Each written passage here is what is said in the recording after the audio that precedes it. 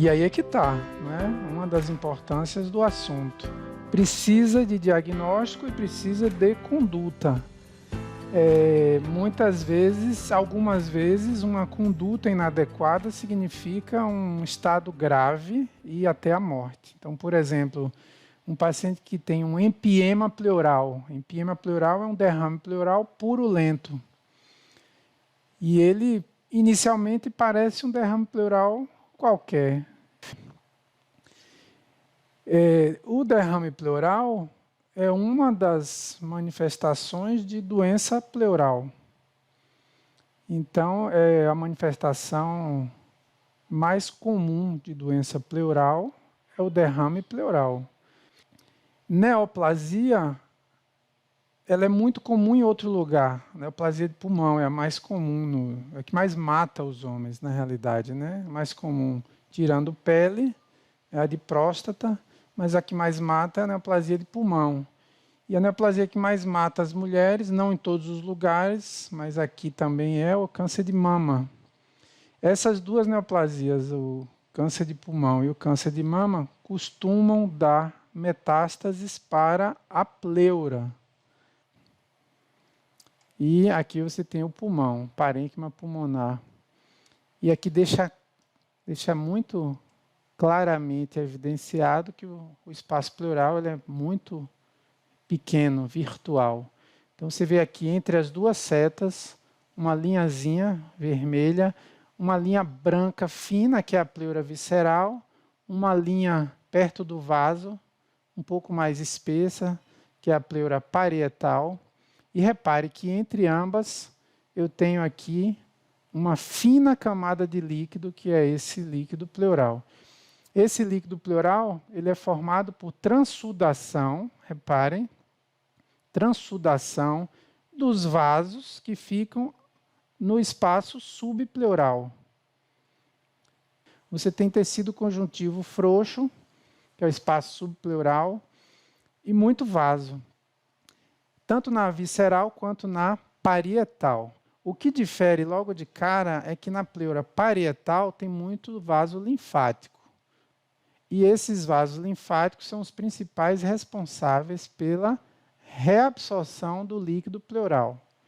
Se eu tiver na anormalidade qualquer situação que aumente essa transsudação, ou seja, ou que aumente ou que cause uma exsudação, então vamos lá. O que é que aumenta a transsudação aqui?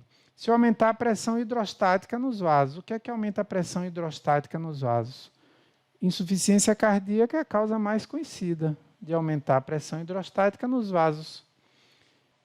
Tem uma ampla variedade de causas, o derrame pleural, mas só de vez em quando você não vai saber qual é a causa. E aí você vai precisar,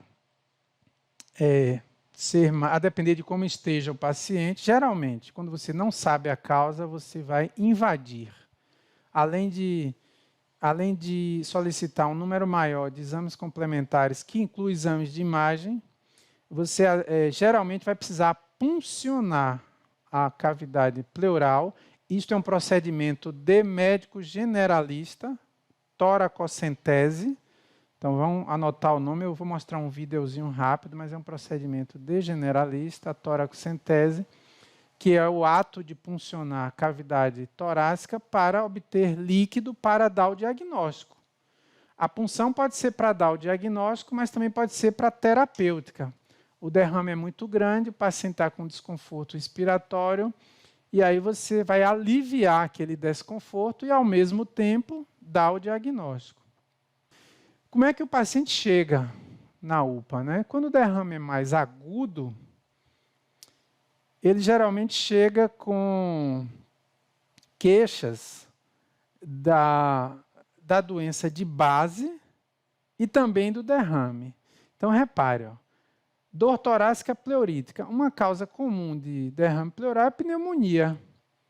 A pneumonia já chegou à superfície pleural, a pleura visceral está encostada na pleura parietal, E aí a inflamação passa da pleura parietal, da pleura visceral para a pleura parietal.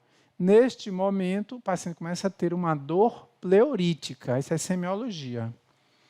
Dor pleurítica é uma dor parietal. Então, ele chega com essa dor pleurítica quando tem uma inflamação atingindo a pleura parietal. Desconforto respiratório é comum, é a queixa mais comum, paciente com derrame pleural. O derrame pleural, por si só, quando ele é moderado ou intenso, ele já dá o desconforto respiratório.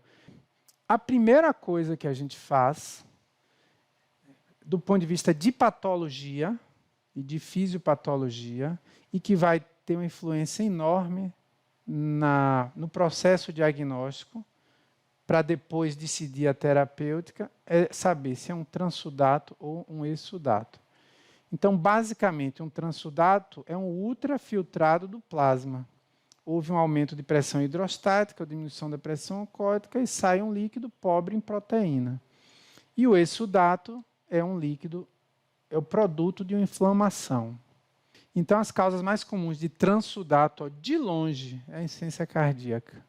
Todos vocês vão ver pacientes com insuficiência cardíaca descompensada e com derrame pleural. Geralmente, ele é bilateral, o que facilita o diagnóstico. Geralmente, ele é mais intenso do lado direito, isso é clássico, do que do lado esquerdo, porque o pulmão é maior, a área pulmonar é maior, porque tem 3 lobos, essa é a principal explicação. E o paciente vai ter lá o derrame pleural. Num paciente que você já tem uma história, um diagnóstico, de regra já é assim, e que você não vai mexer no derrame pleural. Quero bem colocar isso. O paciente com insuficiência cardíaca, se ele está com derrame pleural, ele está descompensado, ele também está com ascite, ele está com edema acentuado.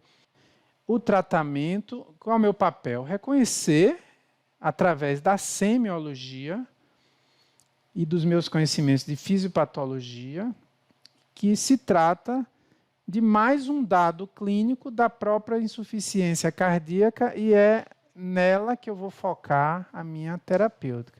Ao tratar a insuficiência cardíaca, especialmente ao reintroduzir os diuréticos, o paciente vai melhorar do edema como um todo.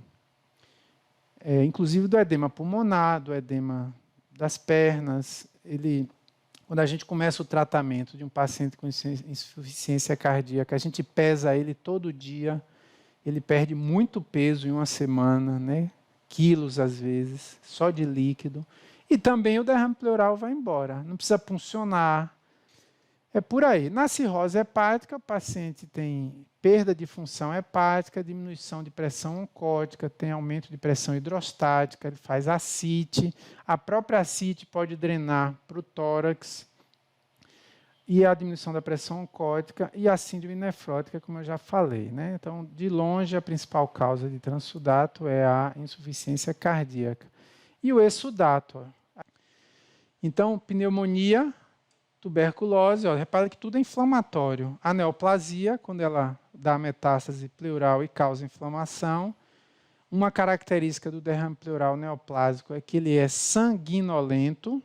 Quando a embolia pulmonar cursa com infarto pulmonar, infarto é inflamação, traz a inflamação. Aí você vai ter um exsudato. Não é fácil o paciente fazer infarto na embolia pulmonar. Por quê? Porque a circulação é dupla. Quando a gente punciona, eu olho isso aqui, é parecido com a punção lombar, mas a cor normal é amarelo citrino. Se ele tiver turvo, já sugere exsudato inflamatório, pode estar francamente purulento, sanguinolento é importante, eu tinha falado, né? Pode ser acidente de punção, pode ser um hemotórax, pode ser a causa um hemotórax, ou pode ser o derrame neoplásico. E leitoso você vê no quilotórax, na realidade é linfa que está ali, você tem uma obstrução linfática, uma lesão lá no ducto torácico, depois de um acidente de punção, geralmente do lado direito, e aí derrama linfa e faz um quilotórax. Aí, nos exames laboratoriais, esses são muito comuns. Ó. Proteína e LDH, eu uso para o critério de Light. Então, é o mais importante. Mas a glicose ela baixa na pneumonia, o pH baixa no empiema, faz a contagem de leucócitos e a diferenciação, para eu saber se são neutrófilos, que sugerem inflamação aguda, pneumonia, ou se são linfócitos, que sugerem tuberculose, neoplasia. A citologia, ó, você pega um derrame neoplásico, pede o patologista para fazer a citologia, que a gente já estudou lá na primeira aula. Ele vê as células neoplásicas. E, às vezes, faz a cultura também, para identificar o agente. Às vezes é fungo, né? Paciente imunodeprimido, com um derrame pleural a esclarecer, um paciente com AIDS, ou que faz uso crônico de corticoide. Não é? Olha os critérios de Light. Eu punciono o tórax, colho o líquido e mando o líquido e também o sangue para o laboratório. O sangue, geralmente, o laboratório vem e colhe, você solicita, pedindo aqueles exames. O líquido pleural, nós que colhemos. Olha como é fácil. Eu tenho 3 critérios. Basta um positivo para eu dizer que é um exsudato. Quando a proteína pleural dividido pela proteína sérica dá mais que 0,5, passou de 0,5, você já diz, é um exsudato. Já muda seu foco. Você já vai procurar o que é que está acontecendo ali. Ah, o paciente tem insuficiência cardíaca. Sim, mas deve estar com pneumonia. O paciente com insuficiência cardíaca faz pneumonia. Vamos procurar. Vamos ver como é que está o leucograma do paciente. Não é? Coisas desse tipo. O outro dado é o LDH. Quando o LDH pleural dividido pelo sérico dá maior que 0,6, exsudato. Agora, alguns casos, esse aqui eu fiz questão de procurar, uma radiografia bem normal. O que é que me chama a atenção? Área cardíaca normal, não é? Campos pulmonares normais. A principal questão que eu quero chamar a atenção aqui é o lugar que você olha mais importante para procurar derrame pleural são essas 2 áreas aqui, que são os recessos costodiafragmáticos. Se o raio-x cortar aqui, ó, tem que repetir. Você tem que ver isso aqui, ó. Qualquer paciente de UPA que fez um raio-x, eu tenho que ver o tórax inteiro e ver a ponta do recesso aqui. Então, esse é um raio-x ótimo, normal. E aí eu comparo aqui, ó, com um caso bem marcante. Aqui um derrame pleural neoplásico, já tem o diagnóstico. Então, aqui tem um derrame pleural, só para mostrar como é. Normalmente ele tem essa curva aqui, essa parábola. Aqui é um paciente com insuficiência cardíaca. Reparem, observem, área cardíaca aumentada, claramente aumentada. Então, repare esse aspecto de edema pulmonar, área cardíaca aumentada, e aqui nem está tão, né? Aqui dá para ver um pouco, mas essa linha aqui ele está mostrando como isso foi confirmado por ultrassonografia. Isso aqui é eletrodo, ó. O fio aqui é o eletrodo colado na parede torácica e o fio passando, sugerindo que a paciente fez a radiografia no leito. Ela deve estar numa unidade de saúde, numa sala vermelha, né, monitorizada, com muita dispneia, tá vendo? E aí vem o raio-x feito no próprio leito, com o paciente sentado, e você consegue dar o diagnóstico de um derrame pleural bilateral. Repare que nesse caso aí eu já sei o que eu vou fazer. Meu foco é insuficiência cardíaca. Não é um derrame muito grande, não vai nem mexer nele.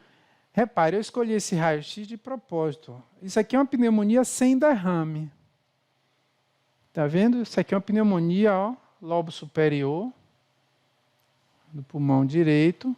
Uma imagem de condensação, sem desvio de mediastino. Típica de uma pneumonia lobar comunitária por Streptococcus pneumonia, que é o famoso pneumococo, que é um paciente que a gente atende de vez em quando na UPA e trata com 5 dias de azitromicina, e o paciente está sem derrame. Mas eu botei porque pense numa coisa comum, um paciente desse com o derramezinho aqui.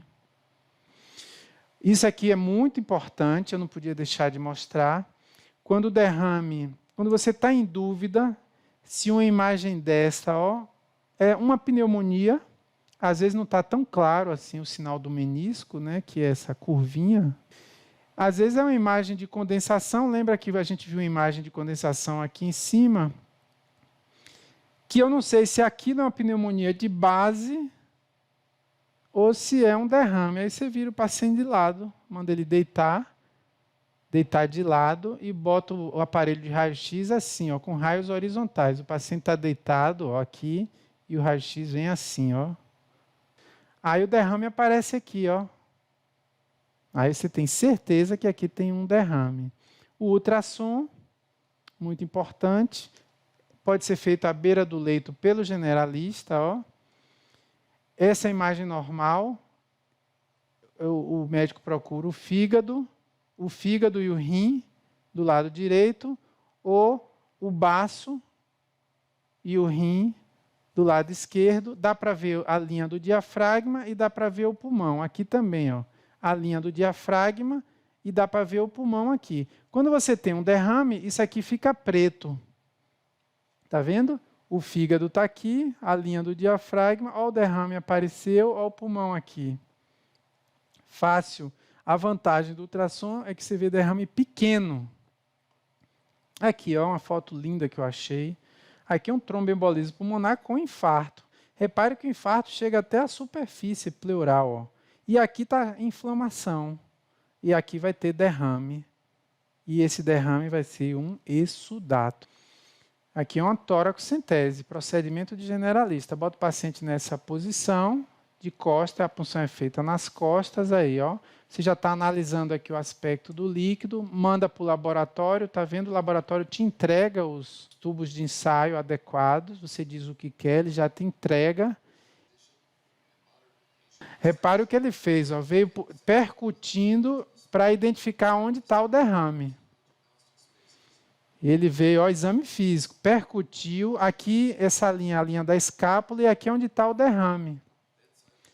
Ele está conferindo com o ultrassom, se tiver disponível, aí, o que eu mostrei, o fígado, o diafragma, o derrame e o pulmão. Olha como não é difícil.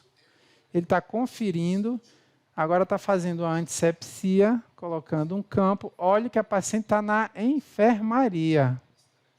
Está anestesiando, certo? Dá bastante anestesia. A anestesia vai até a pleura parietal, até chegar no derrame. Você vai ver que vai vir líquido pleural aqui. Bordo superior da costela, porque o vaso está aqui embaixo. Está anestesiando, até penetrar na pleura. Quando penetrar, vem líquido pleural aqui. Observem, Ele está empurrando, o líquido pleural. O líquido agora ele vem com uma agulha maior. Uma agulha maior, com a seringa grande, de 50 mililitros. Tem uma torneirinha aqui. Aí, observe que o líquido vai aparecer aqui, aí.